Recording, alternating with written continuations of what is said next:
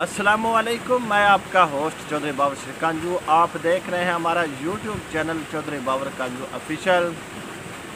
जी दोस्तों, अज मैं एक मुख्तसर तुहाडे सामने एक वीडियो लैके हाज़र होया वां। ते वीडियो जनाब मेरी जलालपुर भट्टियां एक्सीएन वापटा के खिलाफ वीडियो है।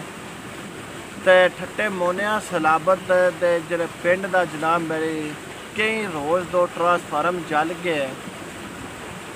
ट्रांसफार्म जलन तो बाद जनाब मेरी ना ही वापटा लिया, उदे नाते हाल हवाल जाके पता किया है भी तुहाडे किवें इस गर्मी दे विच दिन किवें गुजरदा पे और रात किस तरह गुजरती पई है।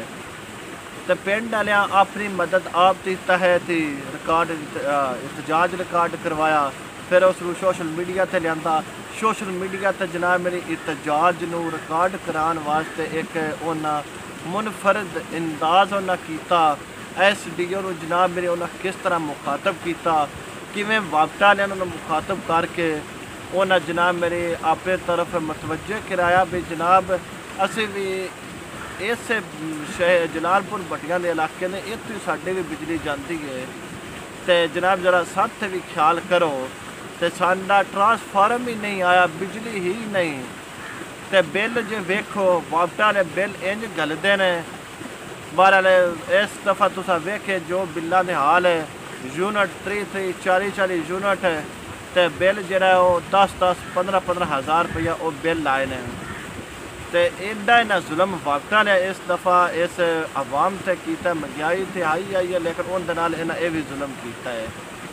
तो जनाब मेरी जरा असल दिलचस्प है जनाब मेरी इस तुसी एहतजाज सुनो, उस तो बाद जनाब मैं तुहानूं लेकिन वीडियो शुरू करने तो पहले साडे चैनल को सबसक्राइब तुसीं लाजमी करना है।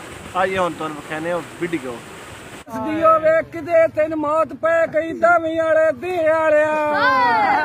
मोनिया दे सड़ गए ट्रांसफार्मर वाले वेख के मर गया। SDO जलालपुर वाले त्रुटियां हुकूमत सुकने वेख के मौत पै गई जलालपुर वाले SDO मोना ठट्टा सलाबत वाले सुकने पा छड़े। ये 2 महीने दे सड़ गए वे SDO साडी बात भी कोई नू लई वे शाला त्रोटी पवी।